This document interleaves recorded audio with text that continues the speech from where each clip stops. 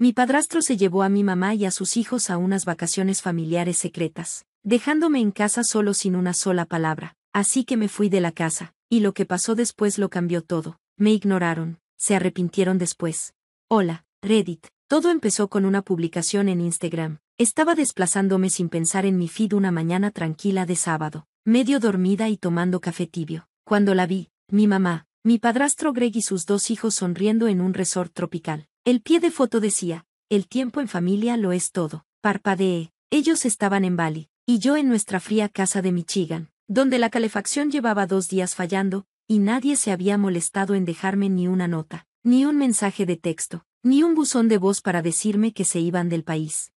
No solo me dolió, me quedé atónita. Volví a leer el pie de foto y me quedé viendo esas caras sonrientes por lo que me pareció una eternidad. Mi madre llevaba puesto el vestido veraniego que le regalé para su cumpleaños el año pasado. El brazo de Greg rodeaba orgulloso a su hija, Melissa. Su hijo, Tyler, estaba haciendo un mortal hacia atrás en la alberca. Ni una sola foto tenía mi cara, ni un solo mensaje habían dejado.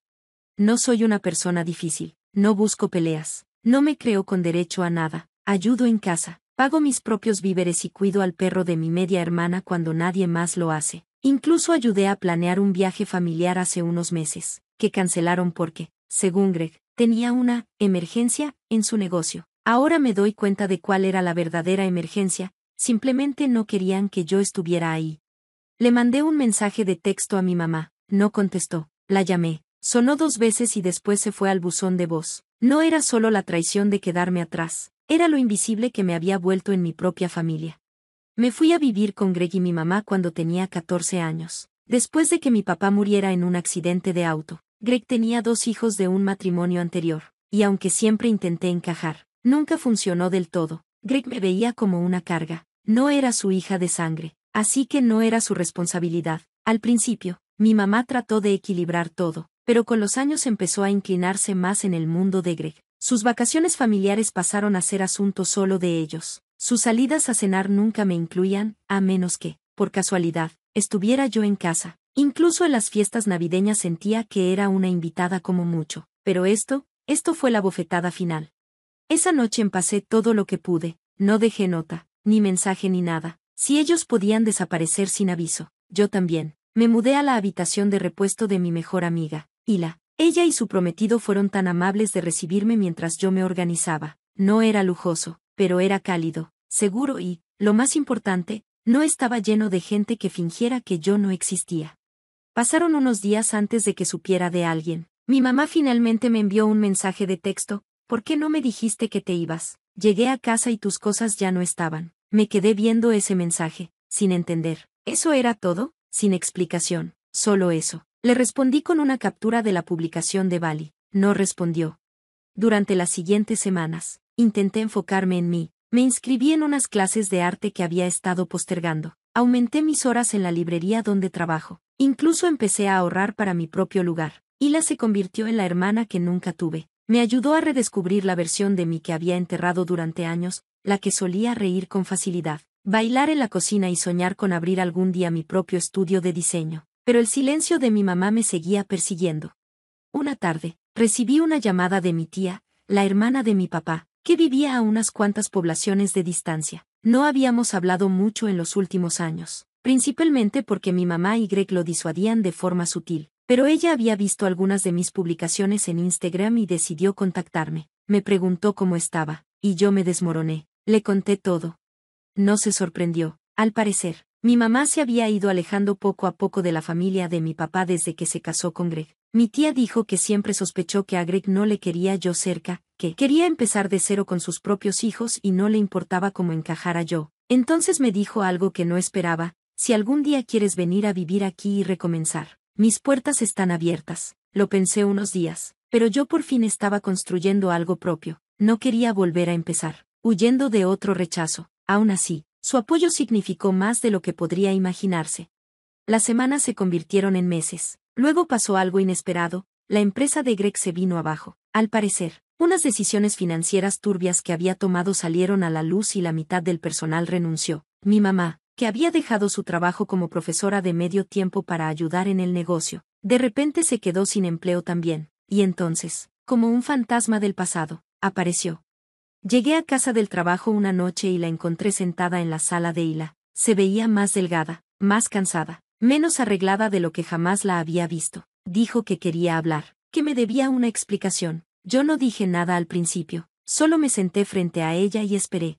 Empezó a llorar. Dijo que lo sentía, que se había metido tanto en el mundo de Greg que no se dio cuenta de cuánto me estaba hiriendo, que pensó que yo era lo suficientemente fuerte para soportar que me dejaran fuera porque nunca me quejaba, que le dejó convencer de que era más fácil evitar el conflicto que defenderme. Luego dijo algo que me dejó helada. Él decía que tú siempre estabas distante, que preferías tu propia compañía, que nos haríamos un favor si simplemente te dejábamos sola. Tragué saliva. O sea, así se lo decían a sí mismos para dormir tranquilos.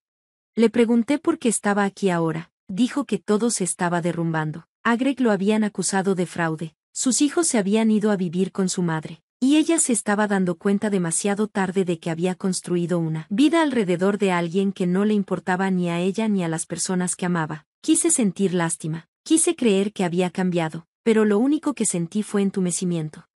Me preguntó si consideraría volver a casa, que tal vez podríamos arreglar las cosas, que me necesitaba. La miré y le dije con calma, no me necesitaste cuando abordaron ese avión a Bali. Le dije que ya no estaba enojada, simplemente estaba harta. Por fin había encontrado paz, y no la iba a sacrificar para hacer un asunto secundario. Ella se fue llorando. Esa noche comprendí algo profundo. Durante años, estuve aferrada a la idea de una madre que luchara por mí, que me eligiera, que me protegiera como deben hacerlo las mamás. Pero a veces las personas no llegan a ser lo que necesitamos que sean, y no es nuestra culpa. No regresé, no volví a acercarme. Seguí adelante por primera vez en mis propios términos. ¿Pero qué pasó después? Bueno, cambió todo. Después de esa noche, las cosas se pusieron en silencio, demasiado silencio. Pensé que eso sería el fin del asunto, mi mamá dándose cuenta de que hablaba en serio y dejándome en paz. Pero, en cambio, las cosas se salieron de control más rápido de lo que jamás imaginé.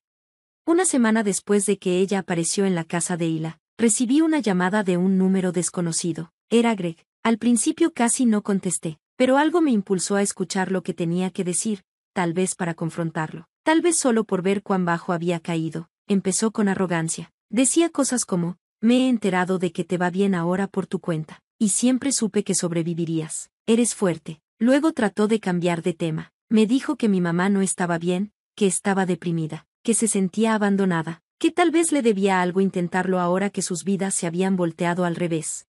Me quedé anonadada por la audacia, como si ella hubiera estado ahí para mí cuando ustedes se fueron a Bali sin decir nada. Hubo un silencio. Luego él se mofó y dijo, estás siendo dramática. Tenías 23, no eras una niña. Pensamos que estarías bien. Eso me rompió. La forma en que minimizaba todo, reduciendo años de negligencia emocional a unas vacaciones. Colgué a medio responder.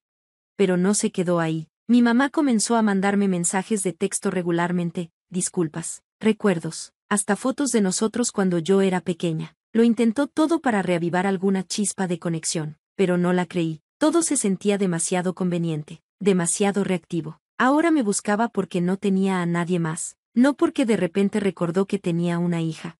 Mientras tanto, yo estaba construyendo algo nuevo. Me ascendieron en la librería. Empecé a organizar el calendario de eventos locales e incluso conduje mi primera noche de poesía comunitaria. Envié algunos de mis diseños a un mercado de arte local, y para mi sorpresa, 2 fueron aceptados para la exhibición de verano. La vida seguía siendo difícil, pero finalmente sentía que era mía.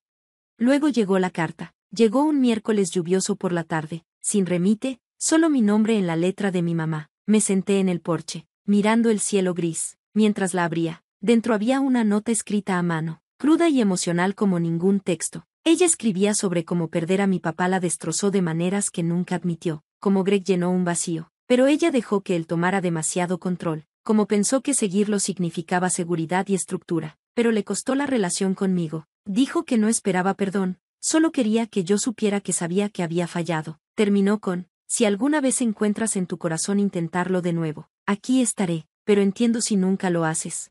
Esa carta me estremeció. Por primera vez vi no solo a una mujer que me traicionó, sino a un ser humano profundamente herido y con fallas que tomó decisiones horribles y ahora vivía con su peso. Pero también vi otra cosa, hasta donde había llegado sin ella. Aún así, la parte de mí que siempre anheló el amor de mi madre se resquebrajó un poco. así que decidí visitarla, no para reconciliarnos, sino para tener un cierre. Ella vivía en un departamento pequeño ahora, lejos de la casa suburbana con reja de la que tanto se ufanaban. Greg ya no estaba, al parecer. Huyó del estado cuando la investigación se intensificó. Los niños estaban permanentemente con su madre. Ella abrió la puerta como si hubiera visto un fantasma. Entré, miré la modesta sala y me senté frente a ella. Hablamos durante horas. No fue emotivo, no fue violento, fue honesto. Le dije lo invisible que me había sentido durante años. Cómo se fue desvaneciendo poco a poco hasta que me convertí en un mueble en mi propia vida. No me guardé nada, y ella no negó nada. Lo admitió, lloró en silencio, pero no intentó hacerme sentir culpable. No suplicó. Dijo que solo quería finalmente decirme la verdad, que pasó años construyendo una felicidad falsa e ignoró todas las señales de alerta porque era más fácil fingir que todo estaba bien, y que su mayor arrepentimiento no era perder la casa o el dinero de Greg, sino perderme a mí. Le dije que apreciaba la disculpa, pero no estaba segura de que nos dejaba. Ella asintió y dijo que entendía. Cuando me fui, me dio algo que nunca antes había recibido de ella, espacio para decidir en mis propios términos. Esa tarde caminé por mi vecindario y sentí algo que no había sentido en años, liviandad. No porque todo fuera perfecto, sino porque ya no esperaba que alguien me eligiera. Yo me había elegido a mí misma. Pasaron meses. Nunca regresé a vivir ahí, pero empecé a mandarle tarjetas de cumpleaños. Luego una llamada en Navidad. Luego un café cada 2 meses. No porque la necesitara, sino porque ya había sanado lo suficiente para perdonar sin volver al fuego. Ahora, un año después, vivo en un pequeño estudio de un dormitorio, con las paredes cubiertas de mis obras de arte. Trabajo como diseñadora independiente para pequeños negocios, y el mes pasado abrí mi propia tienda en Etsy, y la sigue siendo mi amiga más cercana y mi mayor fan. Y Greg, según lo último que supe, enfrentaba juicio en otro estado. Sus hijos tampoco quieren saber nada de él. Mi mamá está intentando rehacer su vida por su cuenta. Vuelve a enseñar. Asiste a terapia y poco a poco arma una vida que ya no dependa de un hombre para validarse. No somos mejores amigas, ya no somos lo que éramos, pero somos algo real ahora, y a veces eso basta. Porque entendí algo, que me dejaran fuera de esas vacaciones familiares fue lo mejor que me pudo pasar. Me obligó a irme de un lugar donde nunca fui realmente bienvenida y a entrar en la vida que estaba destinada a crear, una donde no soy invisible, una donde no tengo que esperar a que alguien más me vea. Me veo, y no voy a regresar.